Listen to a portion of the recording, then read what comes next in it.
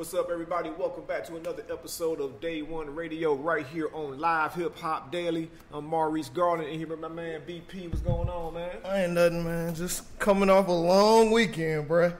It was them weekends where you really don't get no rest.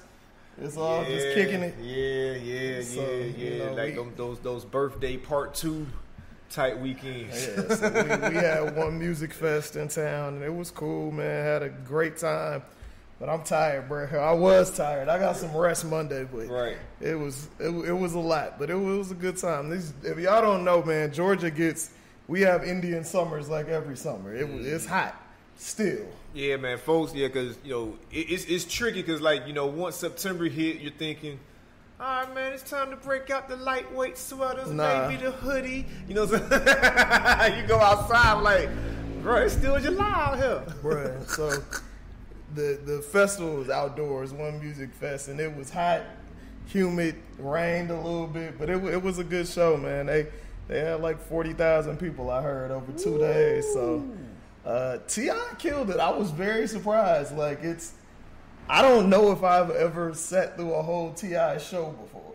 Not even in prior. Not that I recall. Albums. Okay. I mean, T.I. doesn't tour a lot. Like, he's not the artist that's gonna go on tour every single year. True that. So it was good to see him. He killed it. A lot of energy. Brought out Lil Duval. Brought out Dro. So that was cool. Big Crit killed it. He did a great job. Shout out to DiBiase, our homeboy, his DJ. I went really to see her, but I realized quickly that her is not a festival. She's type. A vibe. Her is a vibe. Yeah, I was like, this is cool, but it ain't. You know what I mean? Yeah, she's a vibe, and it's funny because I saw comments on the One Music Fest Instagram, and it seemed they said the same exact thing. I think whoever's running the social media was kind of like. It's a vibe, she's a vibe. She's cool, but you definitely have artists that out there nowadays, where it's like you look forward to seeing them because you enjoy the music, and then it kind of hits you like, what am I usually doing when I'm listening to that music? I'm usually chilling. I would like to see Division like their own show. Same thing for her. Big Boy and Monica sets to me were skewed a little older. I was like, Monica sang 18 slow songs in a row, then did a Lauryn Hill medley, and I was just like, I guess. But overall, man, I had a great time. I will say this: I feel like One Music Fest is getting like Summer Jam, where the last artist to perform is not necessarily the headliner. Even though that's how it's meant to be, because when people have been outside all day, been drinking, having a good time, doing whatever they're doing, the energy ain't the same at 8, 9, 10 o'clock. Not even if it doesn't cool off for you a little bit. Let me get one of the water. Not even if it's cooled off a little bit for you, get that second wind. It ain't the same. It's not the same. I was joking with one of our people about that, and they just laughed. I was like, hey man, I feel like artists gonna be trying to be like, hey man, I want to go on about 5 o'clock. That makes sense, and I'm glad to see One Music Fest still growing. You know what I'm saying? Because for a lot of people that are not familiar with this festival, this festival has been around since 2008. Yeah, this is the 9th year, and I always thought of it as a festival that was definitely ahead of its curve, and almost got into that curse of being ahead of its time, because you didn't have a lot of in the messaging. They don't just tell you this is a black music festival. They say words like urban progressive, you know what I'm saying? Right. But it's the festival always seemed to be able to get people before they blew up or right when they were blowing up. And it seems like within the last 5 years, with black music becoming quote unquote the most popular genre on the planet, all the festivals started cashing in, doing what One Music Fest had been doing. One Music Fest was getting artists that were not getting booked at festivals. You know what I'm saying? Now all the festivals are like, oh no, we want that black artist too. So I was curious to see how they were going to keep maintaining, you know what I'm saying? Because we've seen it in the game that we've been in as far as like media and all that kind of stuff. It's like when black got popular, you know, black got started getting taken away from black folk, you know what I'm saying? So it's like, I'm glad to see that the festival is like growing. I mean, they've graduated to like 2 days outdoor. Yeah. You know what I'm saying? Yeah, that's so, big. That's super big. It was, and it was packed. The ATL Crunk set was dope too. Like, them people was out there in the rain, like, still turned up. Like, that was hard. That was definitely hard. One of the artists that was supposed to be on One Music Fest, Cardi B, you know, she dropped out of all the shows because she was pregnant and whatnot. Yeah. But that did not stop her from getting into a little skirmish at one of the New York Fashion Week after parties and getting lumped upside the head and arguing and yelling. It was... like security hit her, right? And they say security. That's what, one of Nicki Minaj's security guards hit her, and now she's a member of Speed, not Mobsters. That's an old school rap joke for y'all that remember groups of the '90s. It's like I saw the stuff floating around, saw that having, like, you know, you kind of knew deep down inside that eventually something like this was going to happen, especially since her and Nicki are in so close proximity to each other as far as like the industry that they're in, the location that they're based out of, the people that they work with. Like, it was bound to happen either at a recording studio or something like that. You know what I'm saying? But it's like, now that it has happened, it's like now what? It's like I don't see a victory for either one, because like some folks are saying, Cardi kept it real and she defended her own honor. That's how you do. You don't play industry games. You just pull up on folk. You know what I'm saying? But it's like, but now what though? It's like, I think it's like, I don't think it has to be a terrible look for women rappers, but it ain't the best look. It's like, man, it's like you spend all these years complaining about women not getting recognition, and then the opportunity arises where we have more than one doing their thing simultaneously. Granted, we have two that are the highest, but this is the most we've seen women in the rap conversation ever, I think. Yeah, to be able to say, oh yeah, I listen to Cardi and Nicki and Rhapsody and shit, Rico Nasty, and you know what I'm saying? Like you can name like 5 to 10 women rappers that are popping right now, like legitimately popping. And it's like now you got the top 2 knucking.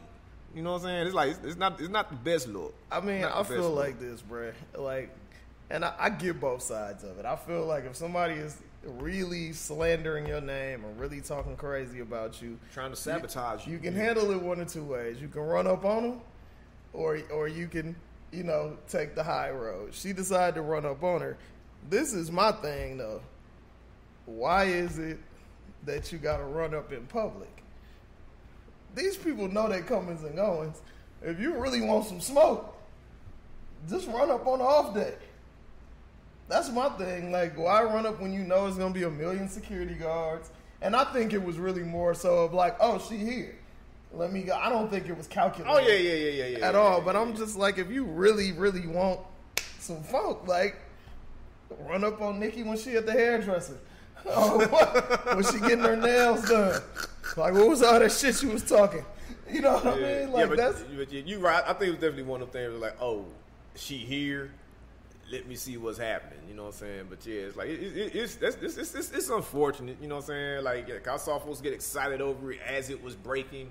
People like mess, though. That's people like mess and drama, which is really sad. But so that's just kind of the world we live in. Unfortunately, I haven't had an opportunity to actually talk to any women about this, you know what I'm saying? But when you see episodes like this happen, do you err on the side of, oh man, women shouldn't be fighting, they should be working together? Or do you see this like, oh shit, man, this is equal opportunity ratchetness going on right now? You know what I'm saying? The fellas fight all the time. Women wanted to be considered equal. Now they fighting. Shit, why look at this any differently? You know what I'm saying? I hate to see women fight. I hate it. It's just whack to me. Like, to me, cooler heads should prevail with women. I don't want to see women being aggressive towards each other and fighting, because like you said, it's never a good look. Like, who is the winner in this? We seen the most gully female rapper that we've ever had, and Remy Ma damn near fuck off her whole career keeping it real. You know what I mean? Like, and granted, you know, it was over some money. I understand, but even she regrets that. Like, she was on Joe Budden, who joined on Revolt, and she was like, everybody talk all that talk, but when there are consequences to your words, and everybody want to be like, how come we can't just all get along and yada yada yada. Like, so like I said, it goes both ways, man. You got to be willing to back up what you say. Right. At the end of the day, period. Man, woman, child, elderly person, invalid, alien, whatever. You got to be willing to back up what you say. It's like, because I mean, I don't want to be cliche and be like, oh man, I hope they make a song good. Because they already gave the world that. It seemed like this when everything started going downhill, when they wound up on the song together. That's when everything started crumbling. But it's like, you know, I just think, I'm pretty sure, I think we've addressed this on the show before. It's just unfortunate that, you know, the minute you get two people in such a niche situation cracking like that, that one is just so threatened by it. It's not the first time we've seen this stuff. You know what I'm saying? With women? This is essentially almost the same situation as Foxy and Lil' Kim. They was both popping. Well, no, they were both popping, but they also were friends. They both came out at the same time. I'm talking about, this is legitimately like somebody being like, I've been used to being the only one in the room so long, and now somebody done got their foot in the door. But to an extent, though, it's if you look at it, Foxy, even though she had some things written for her, she came out on like the hardcore situation. People loved her, and then blew up. Like, people forget that first Foxy album did like 4 million albums. You know what I mean? She was the bigger star for sure, and had hella hits and was, you know, on the R&B remixes. Lil' Kim was like Biggie's sidekick. You know what I mean? Even though girls really rocked with her, Foxy was a star on her own. You know what I mean? So it's kind of like that whole some jealousy, whatever. And that even got ugly when neither one of them was popping no more with the whole CNN thing outside of Hot 97. So it don't need to go there. I would prefer for them to be able to get along and just coexist. Even if you can't get along, like, because I feel like it's way more money to be made together than it is apart. That's for sure. Especially because they have their, you know, I was going to say, Nicki has aligned herself with 6ix9ine, and obviously Cardi has a baby with Offset, and they're in a relationship. So it's all kind of stuff intermingling. Like, you don't need all them problems mixing up, man. Get this bread, because the run might not be that long. Right. Get the money while you can. Take advantage of the opportunities while you can. And speaking of that, man, we lost one of the younger, more talented cats in the business, and Mac Miller, you know, a few days ago died of, they're saying, what they believe to be a drug overdose or cardiac arrest because of a drug overdose. 26 years old, man. That's young, bruh. That is young. And it's crazy because some old footage popped up recently. Like, he had like a mini documentary with Fader magazine, and there's a scene in there where he's in the studio with French Montana, and Mac is like pulling up. Like, this documentary might have dropped in 2011-ish, so it was like early on in his career. You know what I'm saying? Yeah. And so that means he was like still damn near a teenager. You know what I'm saying? Like 19 or something like that. Yeah. And it's like French was like, "Yo, bro, like you need to cut. Just don't do that, dog. Like, you about to start missing shows, messing with that stuff, dude. Right. You know what I'm saying? Like, you doing that way too much, dog. Like, and I'm telling you this as somebody that care, dog. Like, you don't want that. You know what I'm saying? Like, no, I got it, man. I need the weed don't do it for me no more. I need, you know what I'm saying? That's the scary part. It's like, bruh, as much weed as it is and different kinds of weeds it is, there should never become a point where the weed don't do it for you no more. Yeah. You know like, there's a lot of different levels of THC out here in these marijuana streets. Right. Like, it's that drug thing is a whole different thing. And that, you know, he passed, so nobody wants to be like, oh, shouldn't have been doing this, shouldn't have been doing that. Like, nobody. He was really loved But you know, it's a like lot of artists. It's a trip listening to that most recent album, Swimming, because you know, like the last couple of albums he's put out, he's gotten very introspective. Like early on, it was like more so like, hey, I'm having fun, I'm out here, I'm cool, I'm this, I'm that. Yeah. The last few albums were like, you know, last couple rather, were very, you know, introspective. And it's like there's moments on that Swimming album where you're like, did bruh see this coming? You know what I'm saying? We just see that the timeline of events, like as far as like the topics that he's talking about on the album, where there is, you know, struggling with sobriety, dealing with anxiety, still dealing with feeling like he's alone because he's rich and not really being all that happy. And then, you know, you see the tweets he was sending like, man, I can't wait to go on tour. And it's like, dang, man, like you get the feeling like this man was just up in his house like, please, man, I just need a reason to get out the house so I ain't up in here. And then it's like you see the last thing that he posted on his Instagram story was like just him filming a record player playing one of the songs from the Swimming album where he's pretty much just kind of like, hey, you know, could end any day now, you know. So it's like, man, bro, see all this coming, you know what I'm saying? It's like, I mean, and the thing is, bro, 26 years old is hella young. Like, you ain't really lived a lot of life yet. Like, you're not even really fully mentally there yet to really, I'm not going to say haven't lived a lot of life. Right. You don't really understand life yet. Because everything is perspective. You know what I mean? Yeah. And I think a lot of times people look at things through their grown-ass woman or grown-ass man eyes. We've all done a lot of dumb shit in our early to mid-20s. Yeah. And it's and not to say he was out there doing dumb shit, but just it's just really sad to me. And it's funny that you brought up the whole happiness thing, because a lot of people feel like money can't, you know, money can make you happy, but it's like if your perspective or your mentality is one way, it's just gonna be that intensified with money.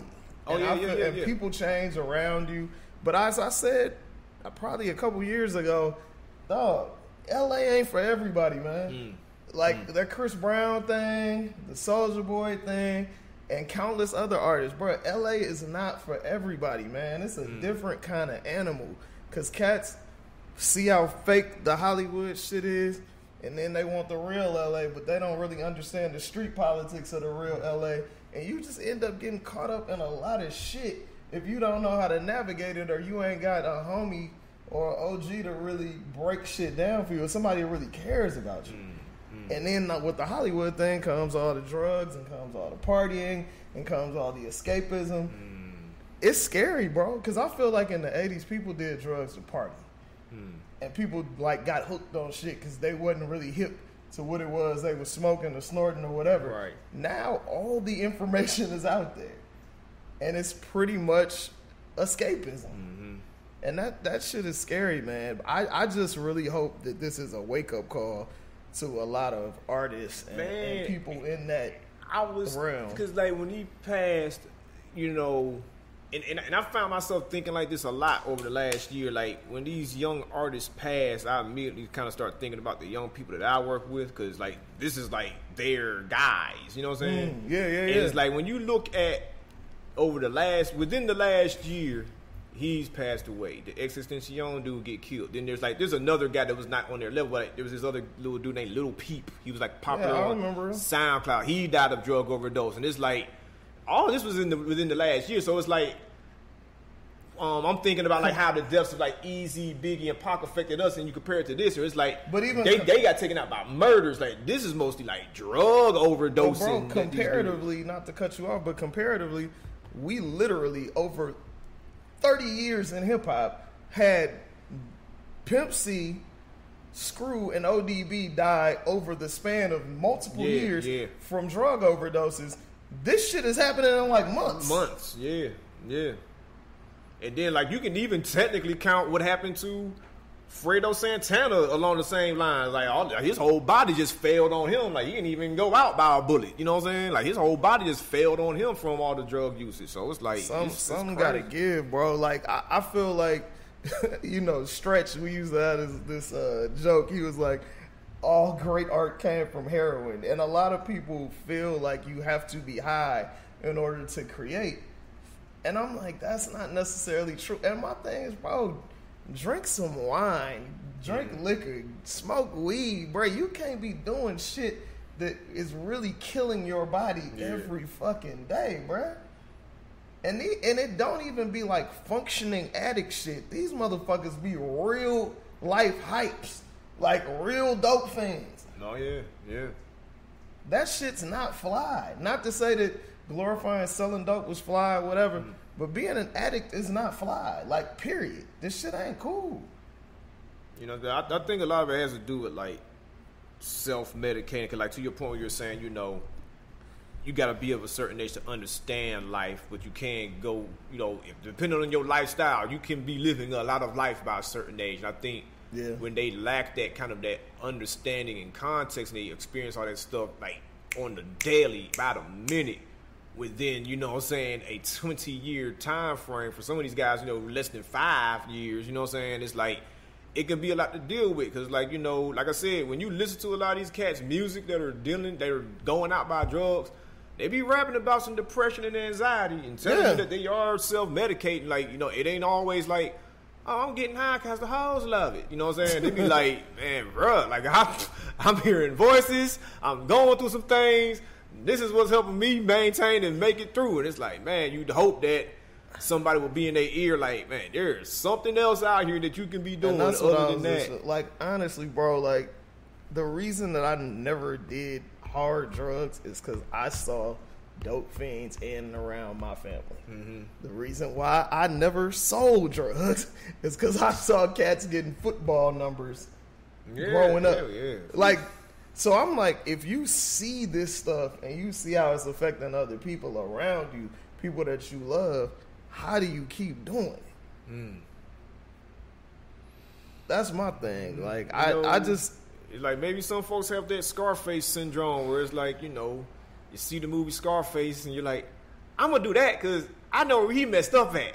He should never cussed out Sosa, and he should never did that. So when I get on, this is how I'm gonna maneuver. So I'm guessing like folks they have that energy where they're like, oh man, well, we know how this person died. I just won't do it like that.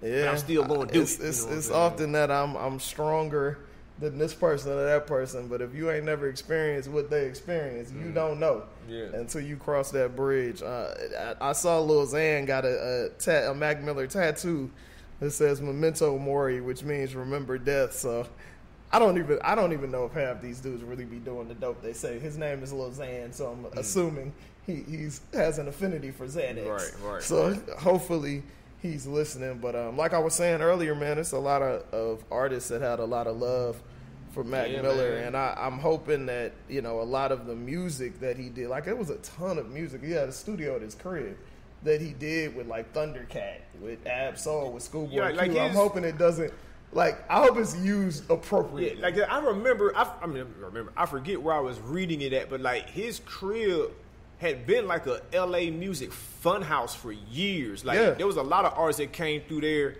and recorded stuff for their own albums. And that was how a lot of cats would end up on other people's songs, like just from falling through his house. Like his house was like a hub for a lot of music that was being created and coming out. You know what I'm saying? Yeah. So before we had Thundercat on the show, I had talked to him, and he was like, "Dude, they did like a whole jazz album. You know what I mean? Just fucking around." So hopefully, you know, his memory lives on through the music, and the people that love him are able to adjust to this loss. But man, I just really hope it's a wake up call. I hope it's not in vain, because you know, we in this 24/7 news cycle, we tend to forget things quickly.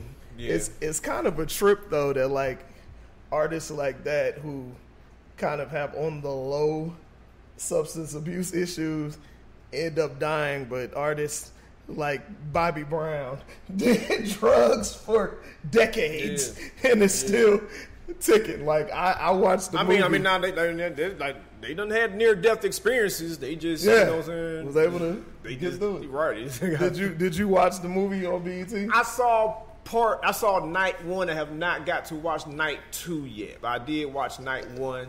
So I can only speak to that. Like night 1, it felt like they rushed through the first half, but they started getting it together in the second half. I was like, yo, like this, because that first half basically was just kind of feeling like it was like a musical. It was like, all right, so y'all gonna perform the whole My Prerogative? You're gonna perform the whole this? You know what I'm saying? It's like, it seemed like more like a reenactment musical type thing, but then that second half when they got into like his married life and all that stuff, that's when they kind of started. They definitely rushed through thing, some things. I was happy that they actually, because you remember the New Edition movie, they said that "Don't Be Cruel" was his first album, but they said that. Yeah, they alluded to. Oh, okay. So I was happy it was a little more accurate. I watched the whole thing. I finally caught part 2.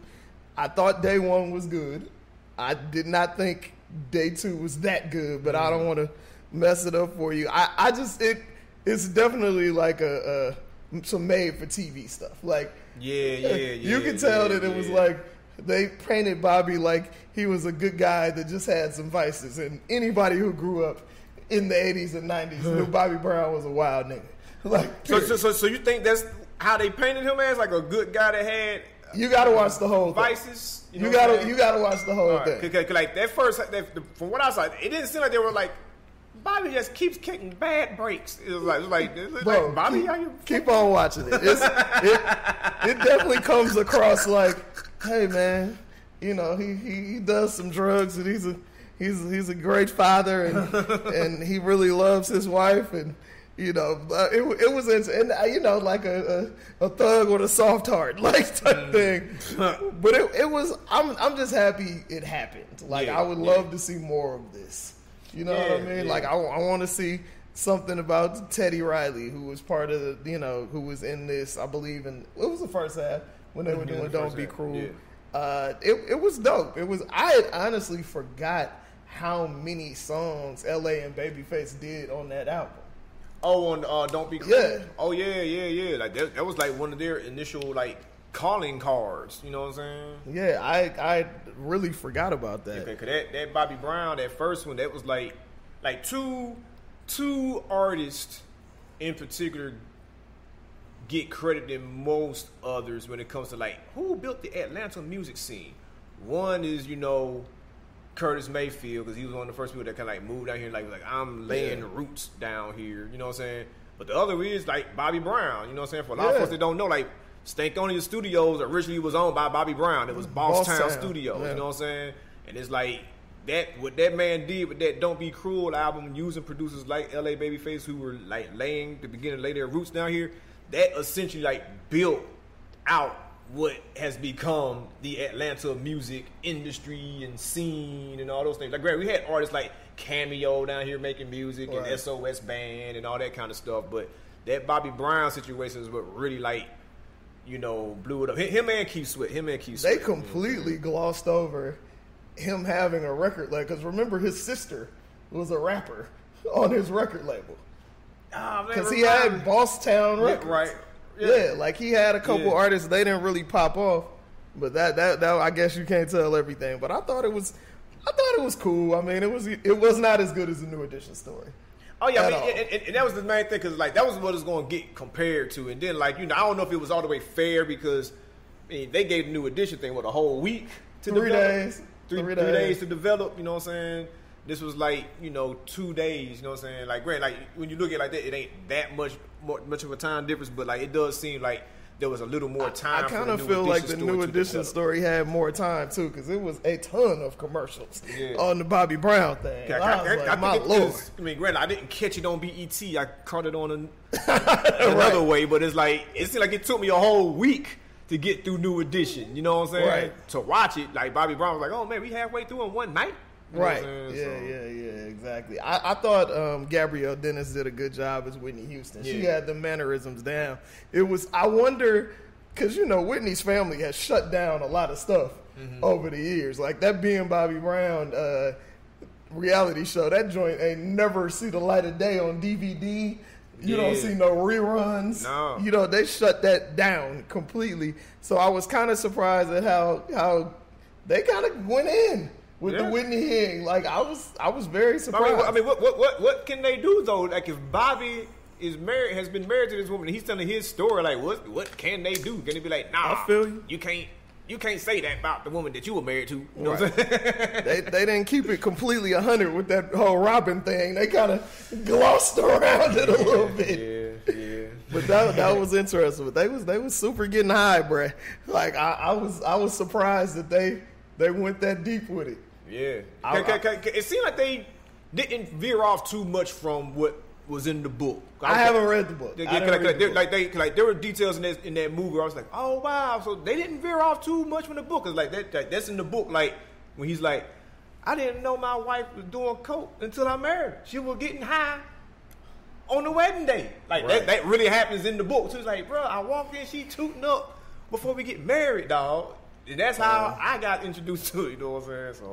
Because remember back then they were trying to paint this picture of Bobby being the bad guy who introduced Whitney to all these things, but Whitney was out there too. And it's funny, man, because like I always remember, I think it was Shaka Khan. It was a Shaka Khan interview, like when Whitney passed, and she was kind of like, you know, she was talking about her friend, of course, but she was also kind of like trying to make sure folks weren't trying to make Bobby Brown look bad, because she was like, look, I mean, Bobby, you know, he had his little bit of money, but he ain't had Whitney money, so he wasn't doing Whitney things. You know what I'm saying? Like, Bobby would drink his beer and smoke his weed. You know what I'm saying? Yeah. He ain't start messing with the drugs until he got around Whitney, because hell, like, he ain't have coke money and coke friends like that. You know what I'm saying? So I was like, wow. Yeah, because Shaka's, I have a couple Shaka stories that aren't fit for airing that I can put out there. But that's a little wild. But yeah, it was cool, man. I really hope that those guys iron out their differences and all 6 of them go on tour together. Like, New Edition? Yeah. Like, it's still beef? I mean, I know we got the BBD and Bobby Brown tour that goes, but the reason that is because Johnny Gill and Rob Tresvant are not on board. Oh. So, yeah, hopefully that's what people want to see.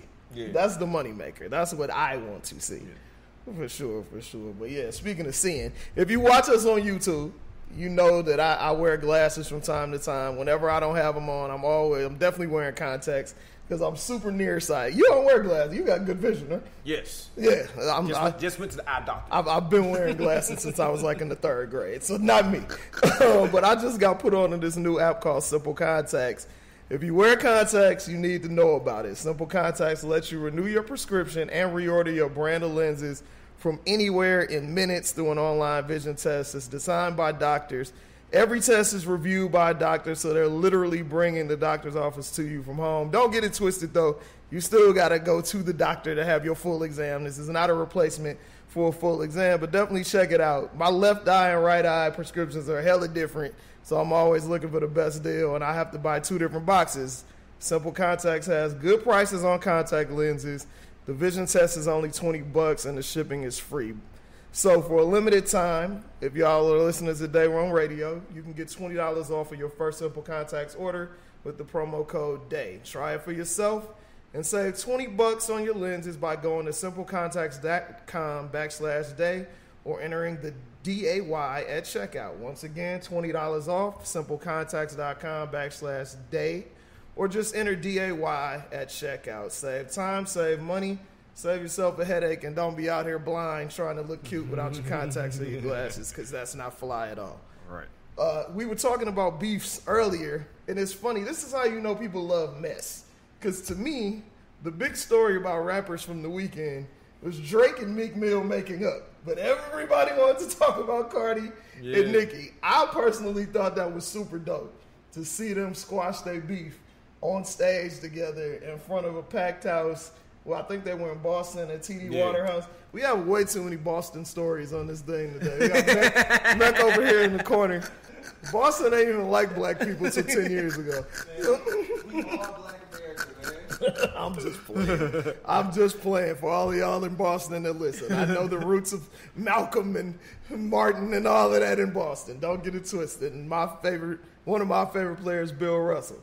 Putting the city on the map. Y'all wasn't nothing for Bill Russell came. Town business, Oakland. Anyway, but yeah. So what did you think of the make? Like, I literally, like, that was a feel-good moment for me. You know what, man? I was glad to see that, too, because, you know, we haven't seen, like, a beef actually just squashed on that level, like maybe since Jay and Nas, you know what I'm saying? Yeah. And it's like, you know, especially in this climate where it's actually more difficult to squash beef because like things live like in so many ways and can just keep going, getting out of hand, you know what I'm saying? Yeah. So I was glad to see that both of them took the initiative to actually do it on a stage in public, not the way that some folks do it, where you see it reported. Oh, because Rihanna refollowed Chris Brown on Instagram. You know what I'm saying? Like these dudes actually went out in public, squashed it for the world to see. You know what I'm saying? So it was like I was happy to see that too, man. Because it don't be feeling like it's real, right? When it's that like you feel like they still got problems on the low, right? But that looked genuine. Yeah. It looked like, man, you my dude. Sorry, we went through all of that. Let's get back to it. Right.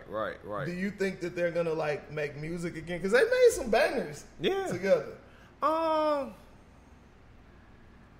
don't know if they should rush into that. No. I mean, I'm not. We don't want another Black Republicans. Yeah, like I don't think they should rush into that. You know what I'm saying? Because I mean, hell, because like Meek still got to get his footing back up under him. You know what I'm saying? Like he still got to like kind of get himself back out there. You know what I'm saying? So it's like I wouldn't rush to do that because like you know what I'm saying? Like I don't even think the world was necessarily like asking for that yet anyway. They were just like, man, we just want to see y'all stop beefing, bro. Like this got out of control. You know what I'm saying? Yeah. This man done wound up in jail, got a sour taste in his mouth, and you know what I'm saying? All this, you know what I'm saying? It was so much going on. I think folks are just genuinely happy to be like, all right. They ain't at it no more, you know what I'm saying? Yeah. But as far as like making music, I mean, I think we can wait a little longer for that, you know what I'm saying? You know, it's like if they make music good, like it got to be something that's saying something. It just can't be just, oh man, we back cool, we back, you know what I'm saying? It's got to be something that's saying something, you know what I'm saying? Or it got to be a hit.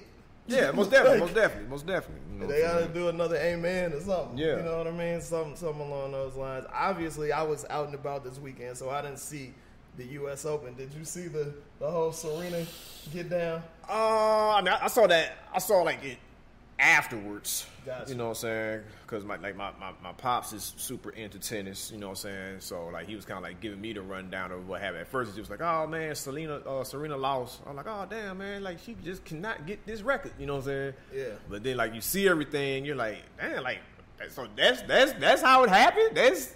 You know what I'm saying? She didn't get like swept off the court. Like it essentially got kind of taken from her. You know what I'm saying? I mean, like granted, she lost the first set. You know what I'm saying? But it's like damn, like you hate to see that happen at a final. Yeah. You know what I'm saying? Yeah. Especially to a player of that caliber. Like you don't. That's like throwing a flag. You know what I'm saying? With 10 seconds to go. 4th and goal, you know what I'm saying? Oh, hold it. Like you don't do that, you know what I'm saying? Yeah, I feel that. Well, I mean, I feel like Naomi Osaka she's good. Yeah. Like she's really good. Yeah. Like I think she's the future of women's tennis for sure. Like and shout out, like her story is crazy. If y'all don't know, like research her story as well. It's ironic that Japan is like super hyped and claiming her now when essentially her Japanese side of her family disowned her mama after she got pregnant by, you know, her Haitian daddy. So that's super interesting. Look into that for real. I just thought it was, like I said, I don't know if Serena would have won without her losing the game because of the ref's call. Because obviously we've never seen her cheat, so why should we be cheating? She should be cheating now. I get that the ref thought he saw or did see Serena's coach giving signs, but clearly she couldn't see the signs. Right. So, or the coaching or whatnot. So I just thought that was kind of whack. I don't feel like he really used his discretion. I think he tried to make himself the show, and ain't nobody paid a dime or turned on their TV to see the referee. Right. At all. In tennis, never. Yeah, I thought it was bogus that they fined her $17,000, like for the coaching, for breaking the racket, and for I guess berating an official. When like we've seen this happen in tennis forever, nobody's ever been fined that much for that at all. We've seen ad campaigns. John McEnroe made a career right out of being a dick to officials. Agassi too. Yeah, you know so it's like that's just super bogus to me. And she's, you know, saying it's the sexist thing. I think it's probably sexism and racism. It's just bogus that she's become, and I honestly don't think they want her to get this record. I think that's part of it for sure. And I you know, they got to get it together, man. She's gonna get the record. Yeah. Like Serena. I mean, she's doing this fresh off a baby, bro. That's what I'm saying. She is the best women's tennis player we have ever seen, particularly because she's playing in an era where anybody of talent can play. The person who has the majors record was playing before they allowed black women to play. So, come on, man. It's before we get out of here, though, obviously the story that's on everybody's minds, particularly y'all that are listening to us and watching us, is this situation in Dallas, which is still blown my mind completely and totally. Unless you've been living under a rock, you know that a police officer in Dallas, Amber Geiger, walked into an apartment and while she was off duty, by chance, that's the most important part. Right. Shot this brother. I don't even know how to pronounce his name properly. Do you? I think it's Botham Shem. Botham Shem Jean. I think Jean is his last name. Yeah, and I'm just like, it's completely blown my mind, bro. Because I'm like, I honestly think this is a situation akin to like the Eddie Murphy line, wasn't me. Right. You know what I mean? Like, you just come up with the most bogus explanation you could possibly think of, and people are taking it like it's true. And it's complete and total bullshit to anybody with half a brain. Right. And both stories, either story. It's amazing to me, and it's funny that, you know, we keep hearing, at least I keep reading and hearing in the media that, you know, he was an active member of his church, and I believe he was a stock analyst, 26ers. Who gives a fuck? He was at home. Yeah. If he had 8 pounds of crack on the table, it's his house. Yeah. She was not a police officer in that moment. Like, we need to stop, like, propping up victims like they got to be pillars of society to have normal civil rights. If you're not safe in your own home, where are you safe? It's like stuff like this. It's like, you're already deputizing folks who don't even have a gun to go out here and do crazy stuff because you're protecting the ones that do have the badges, you know what I'm saying, to do whatever. But now it's like you can just really walk up in somebody else's home when you're not even on the job. You know what I'm saying? Yeah. Like, you the civilian at this point. Right. You know? I don't know what the laws are in Texas regarding, you know, your own home. I know here in Georgia, you can pretty much do whatever to an intruder and call the police. I don't know if it's the same in Texas, but my thing is, we have all had some nights. We all grown. I have never come home from work or come home from a night too tired or faded to park on the wrong floor, walk down the wrong hallway, enter into the wrong apartment, and think it's my crib. Yeah, the most I've done is like put my hand on the wrong car door. That's the most I've done. And immediately you're like, oh shit, this ain't my car. Shit ain't opening. It ain't my car. You know what I'm saying? But what you just explained is like, never, no. That shit sounds premeditated. Yeah. And I've heard rumors of you know, that there was a situation where she knew him previously. I mean, they lived in the same building. Yeah. I don't know all my neighbors, but if I see my neighbor in the street, I know you somebody I see in my complex. Yeah. I know you somebody I see in my building. I may not know you by name. Right, but I know you. I know who. And I've read that, like, I believe that he had a welcome mat, she didn't, or vice versa. And then the initial story was she tried to open the door with the key fob hella times. It didn't unlock, and then, you know, she got in. Then the recanted that and said the door was unlocked. She entered in, thought it was an intruder, gave commands. He didn't respond to the commands, shot twice, hit him once in the chest, and he died. Either way, you dead wrong. Right. Dead ass. So basically, the second story, I feel like they trying to set the shit up for manslaughter. It ain't fucking manslaughter. It's murder. You walked into somebody else's house and so killed you them. so tired or whatever you are, because I don't believe the toxicology reports have come back yet on her, that you can't, you walking into wrong places, but you have the wherewithal to give commands and to shoot in the dark. Crazy, Brad. I don't understand it. The one thing that I feel like, and we've talked about this before on the show, a lot of times when things happen to black people in America, a lot of us don't know what our home is. So there is no one to really have our back as far as fighting injustice in government. But this brother was from St. Lucia. His family is already linked up with the Prime Minister of St. Lucia, and the Prime Minister is standing with the family. Like, the police have given us minimal information. It took days for her to be arrested, whereas if she was a civilian at the time, she was not on duty. Any civilian walks into somebody else's home and shoots them, you're going to jail immediately. Yeah. They put out a warrant. The Texas Rangers recanted the warrant, and then they finally arrested her, and she got out on $300,000 bond. And it's just like, come on, man. The one good that the DA is like, the charges may be stiffened, so we'll see about that. It's just absolutely ridiculous to me, man. Like, I don't even know how to wrap my mind around this. It's like you're not safe. If you black in this country, you're not safe nowhere. Like, you damn near gotta always be on guard. And it's like probably the only thing that you can wrap your mind around, because stuff like this, like, there is no understanding to that. Because you understand it, now you're trying to normalize it. Well, shit happens. Like, nah, like, and you can't. That's part of the problem. Right. Everything is, I think, partially because of social media, things get normalized a lot.